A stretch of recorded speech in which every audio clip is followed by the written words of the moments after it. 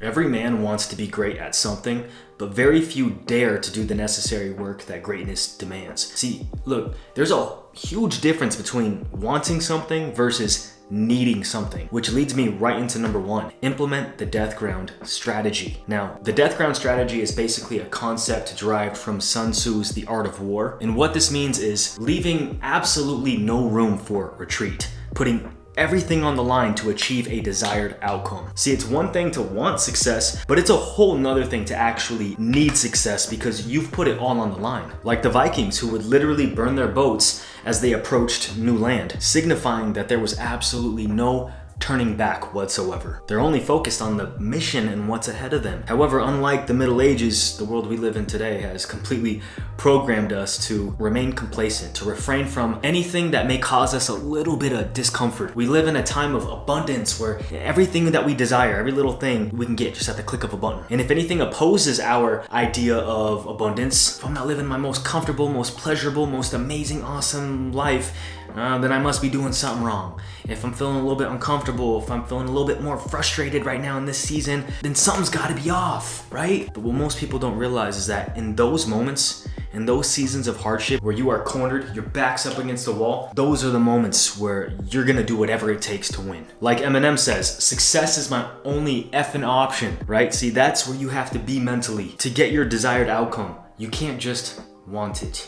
You have to need it. There's a story about Socrates and a student who asks him, "Master, what is the secret to success?" And Socrates looks at him and says, "You know what? I want you to meet me by the river tomorrow morning." So a day goes by, they meet up, and they start walking towards the river. And once the water gets up to their necks, Socrates grabs the student and holds him underwater. And as the student struggles and is trying to break free of his grip, Socrates continues to overpower him and hold him down until after a few moments, just as the student was about to pass out, Socrates releases. And as the student gasps for air, he looks to his master in just complete confusion and terror.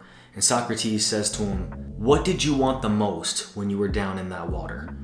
And the student replies with a simple one-word answer: air. When you want success as badly as you want air, that's when you'll get it.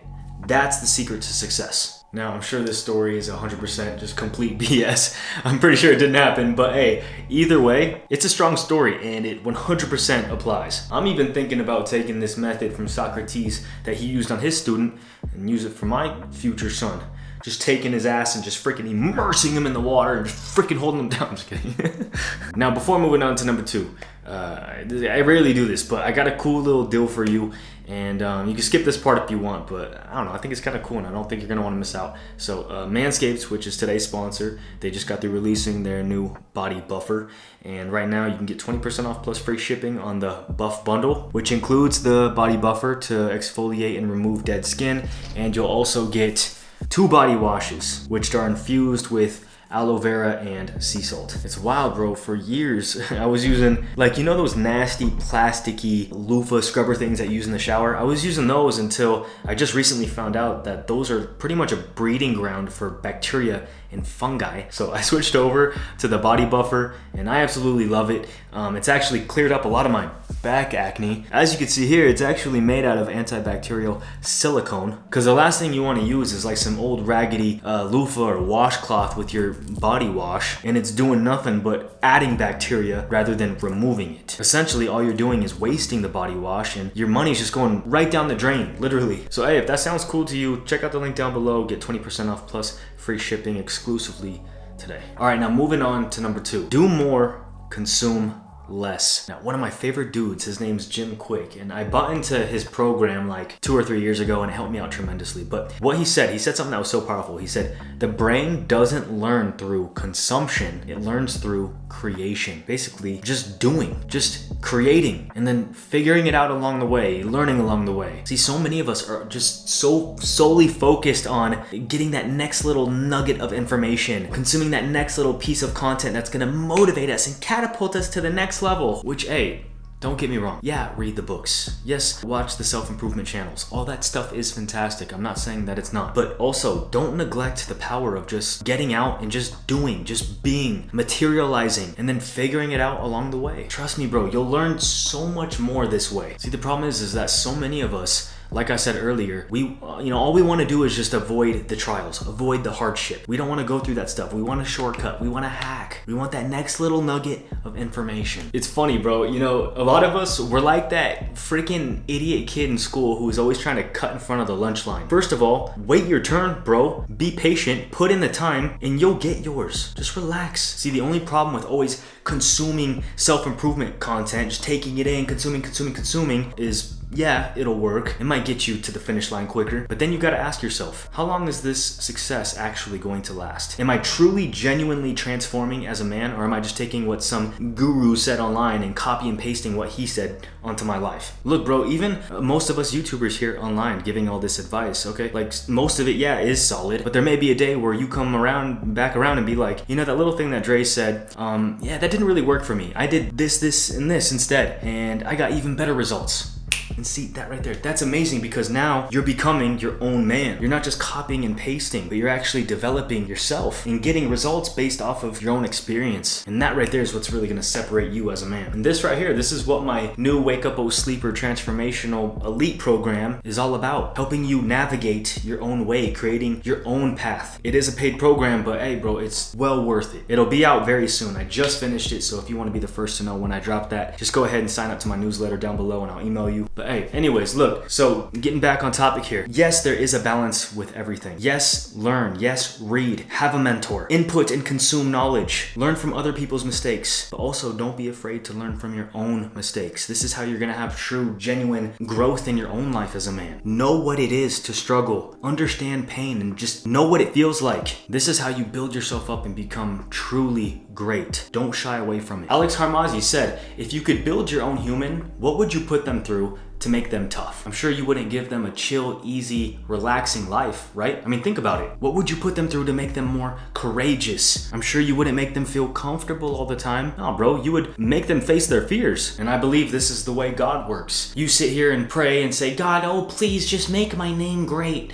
Make me powerful, make me a beast. But the second you face a big whopping failure, oh God, why? Why me? See, I knew it. I knew God doesn't exist. Hey bro, nah. The next time you ask God to make your name great, be ready. See, greatness is born exclusively through adversity. Nothing else breeds greatness but trials and hardship. Think about it. You literally cannot be great unless you've had a comeback, unless you've faced defeat and you had to climb all the way back up to the top. That is the only way that people are gonna see you as great. Otherwise, if you just float to the top and just fail upwards and get instant success, people are gonna be like, screw this guy. This guy was just born with a silver spoon in his mouth. So hey, don't be afraid of the trials and tribulations. And in addition to that, when you go through the pain and you actually experience it and you develop through those tough seasons, now you're gonna be well equipped to keep that success. Unlike the people that got it real quick and easy. Now you're gonna actually know how to maintain your greatness because you knew what it took to get there. You knew what kind of pain and hardship that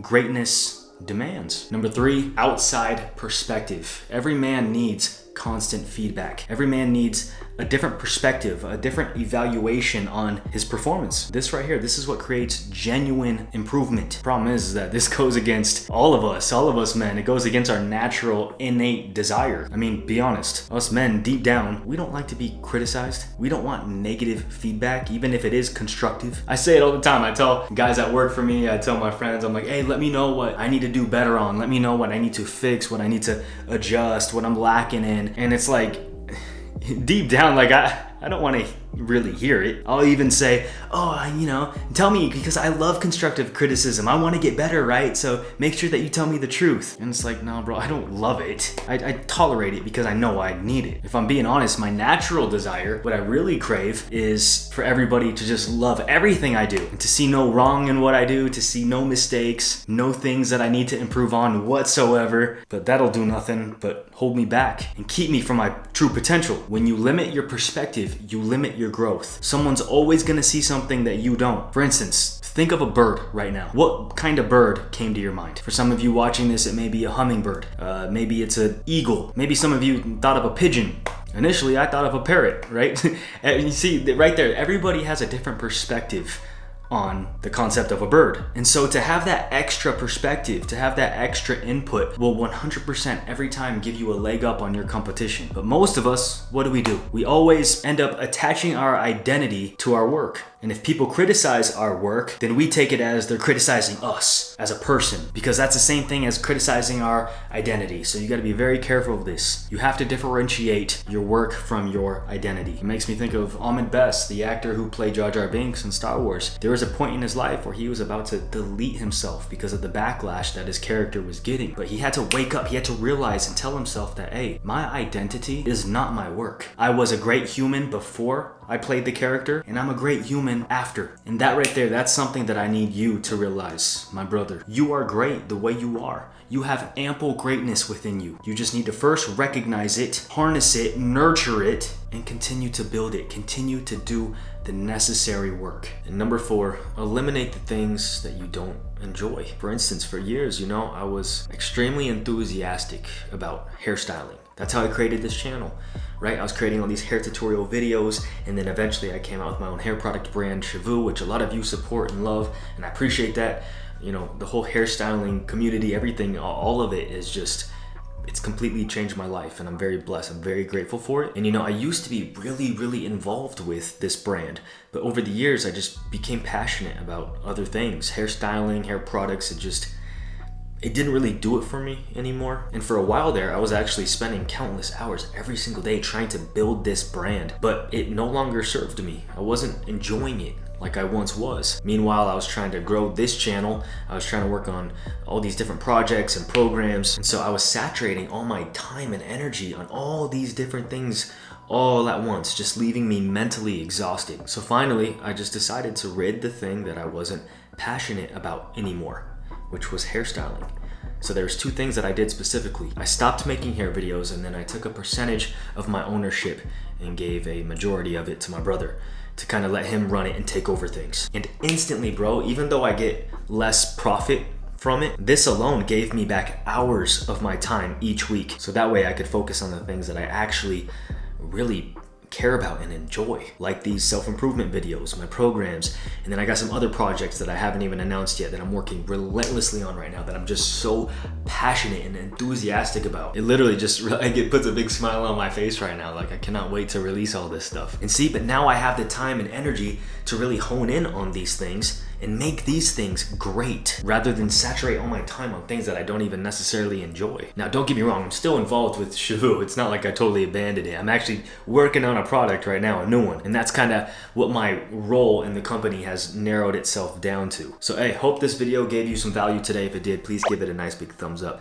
Subscribe if you are new. Hit the notifications button to be informed when I drop a new one, and check out this vid right here. It's powerful, and I'll catch you on the next one. Peace always.